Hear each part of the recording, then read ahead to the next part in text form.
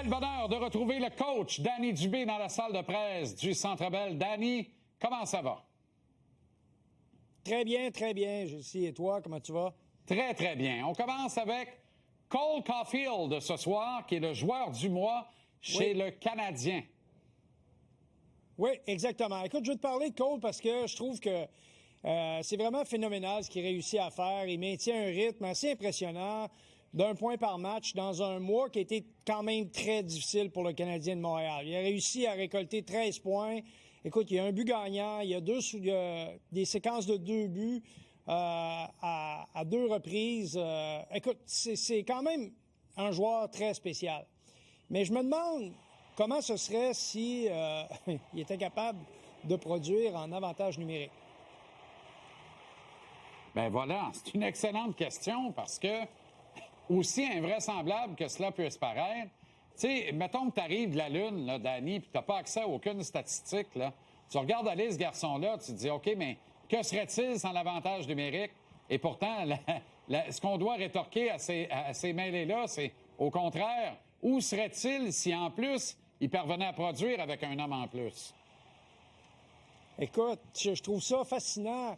Son dernier but remonte au mois d'octobre, mais au début du mois d'octobre contre les Blackhawks de Chicago, un but sur un retour de lancer qu'il a tapé au vol, même pas une attaque organisée, structurée, là. Ça veut dire que Cole Caulfield, actuellement, avec la production qu'il a, il se trouve parmi les 15 meilleurs marqueurs de toute la Ligue nationale. Et malgré tout, il n'a qu'un but en avantage numérique. Il n'y en a pas beaucoup des comme lui, là. Tu as Braden Eagle qui a un seul but. Et l'autre qui est dans cette situation-là, c'est Seth Jarvis. C'est pas des pieds de céleri, là. C'est des joueurs élites dans la Ligue nationale. Ben oui. Mais dans les deux autres cas, ces gars-là sont même pas proches de 3 minutes de jeu, là. Cole joue 3 minutes en avantage numérique. Puis écoute bien ça. Cole joue 3 minutes, mais il y a 21 attaquants de la Ligue nationale actuellement, qui font partie de l'élite, évidemment, qui jouent 4 minutes et plus en avantage numérique. Voilà. Donc, et quand je regarde ça, Cole est 98e au niveau du temps d'utilisation en avantage numérique parmi les attaquants de la Ligue nationale. Fait que, comme dirait l'autre, attends une minute, il y a de quoi qui cloche, là. Mais pourtant, Danny, d'un gros canon. Pourtant, Danny, il est de toutes les premières vagues d'avantages numériques. Là, je veux pas te prendre les pieds plats. Oui. Est-ce qu'il y a une explication qu'on peut trouver dans le fait que le Canadien bénéficie de moins de jeux de puissance en moyenne que plusieurs autres équipes de la Ligue nationale dans lesquelles se trouvent les gars qui jouent 4 minutes par match en avantage numérique? Tu comprends? Je vais aller avec ça. Et là, ça nous ramène à comment l'équipe ne va pas assez dans la zone payante pour provoquer des pénalités à l'adversaire. Pourtant, une équipe talentueuse qui a de la vitesse devrait faire pêcher l'adversaire d'accrochage ou de coups de bâton, mais peut-être pas assez, Danny. Bien, c'est sûr que l'équipe du Canadien écope de beaucoup plus de pénalités peut-être que certaines autres équipes de la Ligue nationale. En partant, c'est un excellent point que tu soulèves. Mais moi, je regarde ça d'un point de vue différent. Je regardais le nombre de buts qui ont été marqués en avantage numérique et d'où ils ont été marqués. Et les points de mise en jeu à gauche et à droite sont les endroits de prédilection. L'autre endroit de prédilection, c'est dans le haut de l'enclave et finalement, c'est dans le bas de l'enclave, directement devant le gardien. Cole Caulfield, actuellement, ne joue pas à la position privilégié sur le point de mise en jeu. Rappelle-toi, lorsqu'il est arrivé avec le Canadien de Montréal, il jouait sur le point de mise en jeu. Vrai. Ensuite, c'est Laine qui s'est retrouvé à cet endroit-là. On lui a dit, place-toi près de la ligne des buts. C'est là que tu vas être capable de surprendre le gardien de but. C'est vrai qu'il est capable de le faire, mais pas en avantage numérique.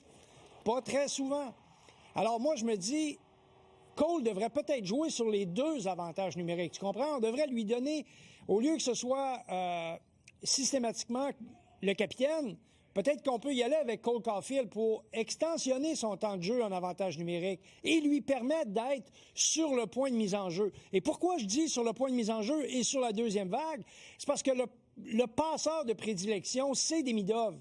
Et il est sur la deuxième vague, sur le point de mise en jeu de l'autre côté. Et jusqu'à maintenant, 3 des 4 buts de Nick Suzuki ont été marqués sur une passe de Demidov. Fait que, je calcule ça vite, 1 plus 1, ça fait pas 3, ça fait 2. On pourrait facilement donner cet avantage-là à Cole Caulfield pour relancer son engagement, ou pas son engagement, mais je devrais dire plutôt sa contribution sur l'avantage numérique. Je pense sincèrement que c'est un élément qui nous manque au sein de l'avantage numérique. Que ce gars-là a marqué un seul but cette année, je comprends, on a beaucoup de marge de manœuvre, on a quand même plusieurs bons tireurs chez le Canadien, mais pas tant, là. Pas tant. Ouais, c'est un excellent point, Danny. Quelles seraient les implications de descendre le capitaine sur la ligne des buts et l'interchanger avec Caulfield sur la première vague pour amener Cole sur le point de mise en jeu? Est-ce que c'est dramatique de penser qu'une solution comme ça pourrait fonctionner? Qu'est-ce que Martin voit, en fait, en Cole sur la ligne des buts, là? Le gars qui est capable de la placer là où Papy cachait les petits coqs, disait notre regretté confrère Mike Bossy, ou... Bien, c'est que Cole est beaucoup plus rapide que Nick pour aller sur les rondelles libres. Donc, près de la ligne des buts, derrière le filet, autour du filet, il est extrêmement vif, il est rapide, donc efficace pour récupérer des rondelles. Donc ça, c'est une qualité qui milite en sa faveur, qui favorise le positionnement près de la ligne des buts. L'autre chose, c'est que lui est capable de lancer dans l'espace très, très fermé de la ligne des buts, ce que pas beaucoup de joueurs chez le Canadien sont capables de faire aussi efficacement. Et l'organisateur, celui qui organise l'attaque, à part Lane Hutson, c'est bien sûr Nick Suzuki. Mais moi, je pense que si Nick Suzuki est en bas, il joue près du poteau, et que Cole est en haut, de l'autre côté, il faut que ce soit Demidov. Il faut que tu aies cette combinaison Demidov-Caulfield, Demidov-Suzuki. Puis ensuite, les deux peuvent être en mouvement. Là. Tu peux avoir une rotation de mouvement entre les deux. Là. Pas obligé d'être toujours à la même place.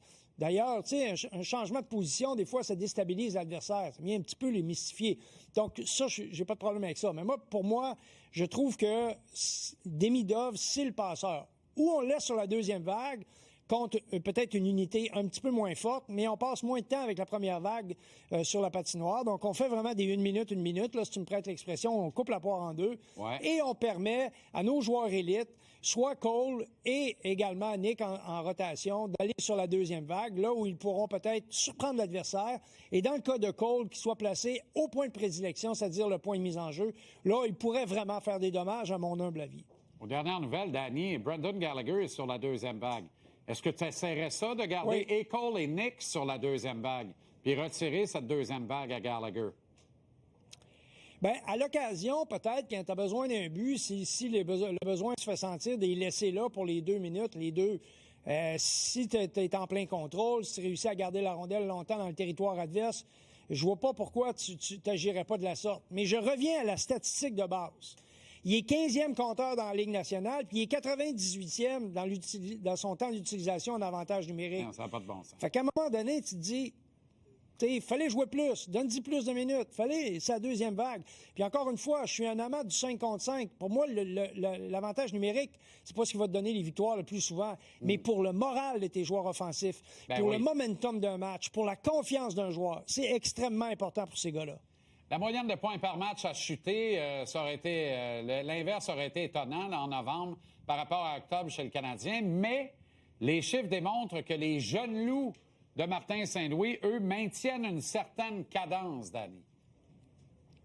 Oui, et ça, je tenais absolument à le mentionner parce que je suis impressionné de la régularité et la constance de ces deux joueurs-là. Je parle de Kapanen et de Demidov. Ensemble, on a un duo. Est-ce qu'on va vouloir briser ce duo-là éventuellement? J'en sais trop rien. Voyons la qualité de joueur de centre qu'on va amener pour détrôner Kapanen. Mais force est d'admettre qu'actuellement, c'est de la jeunesse, c'est de l'enthousiasme, mais c'est aussi de la productivité. Et la chose la plus importante, ce qu'on n'a pas souvent avec la jeunesse, c'est la constance, la prévisibilité. Alors là, ces deux gars-là nous amènent un élément qui fait que les joueurs professionnels sont appréciés de leur entraîneur. Un joueur professionnel, c'est un joueur qui donne le même genre de performance à tous les soirs. Pas les mêmes statistiques, mais le même genre de performance. Et c'est ce qu'on obtient des jeunes sur le deuxième trio jusqu'à maintenant. Ouais. Et même en l'absence de Newhook, écoute, ils ont même pas changé d'un poil leur production, leur façon de travailler. Alors, chapeau, ça, je trouve que c'est vraiment encourageant pour la suite des choses. Très intéressant, Danny. Bien hâte à demain. On se refait ça à peu près à la même heure. Merci infiniment. Bonne soirée, bon match canadien. Sénateur. On va surveiller le powerplay. Oui. Ah, puis il devrait en avoir ce soir contre Ottawa. Ça va être parfait. Oui, je pense que oui. Salut, Danny.